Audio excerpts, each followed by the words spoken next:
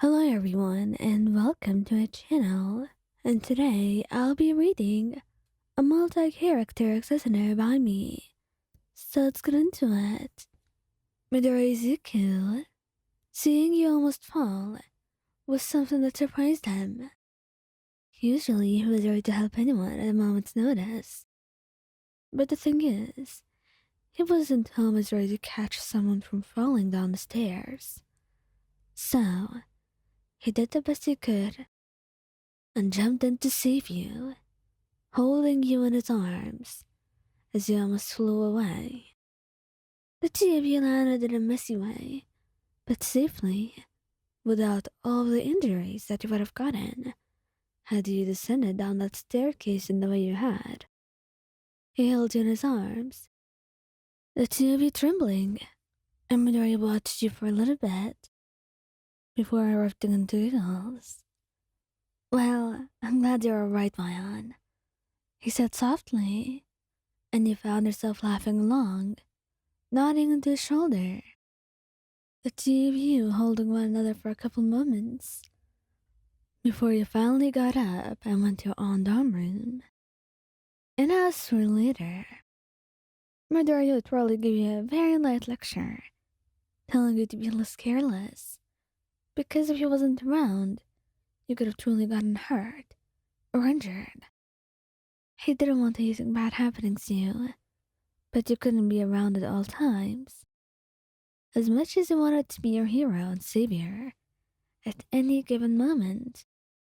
So please, Mayan, take care of yourself, is what he tells you at last, and you nod, wrapping your arms around him from behind and giving him a soft kiss. He really does a lot to make you happy, and you're nothing but thankful for what he does, knowing just how hard he works to achieve you and how much he makes you happy.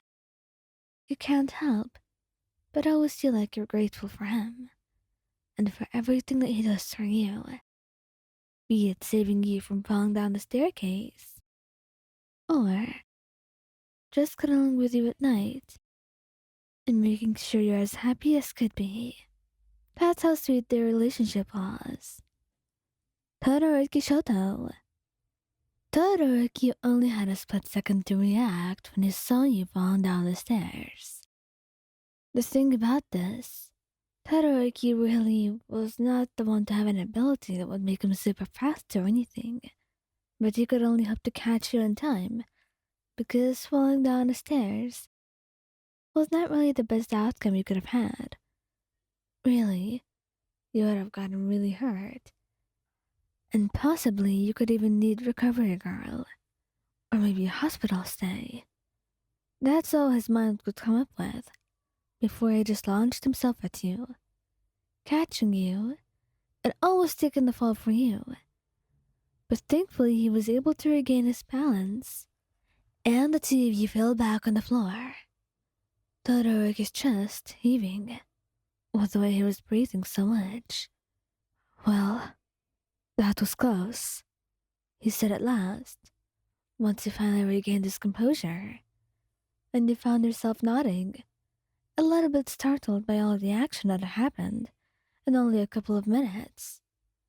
But then looking at him, he gave you a tender smile, leaning in to kiss your cheek. It's fine, Shoto. Really, I mean, thank you. We're fine, he said softly, and the two of you stayed there for a couple moments, holding each other until Todoroki got up, taking your hand in his and helping you up. And as you stood up, you smiled at him, leaning in to kiss his cheek. Thank you, Shoto, for being my guardian angel and all. And thank you for trusting me. He didn't know why he was taking you in the first place. Truly felt like you weren't doing much, but if he wanted to thank you, you wouldn't object. Instead, you tiptoed to give him another kiss, and the two of you headed to your room. Next time, you'll be careful around the stairs, because you did not want to fall, and knowing Todoroki and the way he is, You certainly did not want him to fall trying to catch you. That was not something I wanted at all, so you'd have to be careful from now on. Bakugou Katsuki. Katsuki was very, very attentive to you, and I had a feeling that you just were not being yourself today. You seemed dizzy and quite clumsy compared to your usual self. He was honestly worried, but decided to say nothing of it. He was probably overthinking, or maybe just needed a bit of rest, or something to eat. And knowing you, you'd be able to get that soon enough. So I didn't stress over it, didn't tell you anything. But as soon as he saw you try to descend down the stairs and stumble and almost fall, he was by your side, propelling himself with explosions so he could catch you. And then the two of you landed down, or more like Katsuki landed down with you in his arms, carrying you. Now, what in the hell were you doing there? I was just trying to get down, you said, a little bit embarrassed, blushing. But then he just huffed, scoffing at you, and went all the way back to your dorm room, putting you down on the bed. Look, you're gonna stay here and rest while I get you something to eat. Katsu, I'm really fine. There's no reason to worry so much, you said, not really wanting him to do so much for you. He already did enough. But Katsuki was not having it. He just pushed you down on the bed and left a soft kiss on your cheek. Wait for me, please. And you couldn't really say no to him. You did not want to upset him, and most of all, you knew he was right. You were not feeling like yourself today, and it's probably because you skipped breakfast. And Katsuki's food, it was so good. You couldn't pass up on it. So you nodded, letting him do as he wants. And a couple minutes later, he came back with a plate. Your favorite breakfast in hand. Honestly, Katsuki could be a guardian angel at this point, with how much you loved this meal, and the way he caught you before you fell. It was everything you could ever want and need.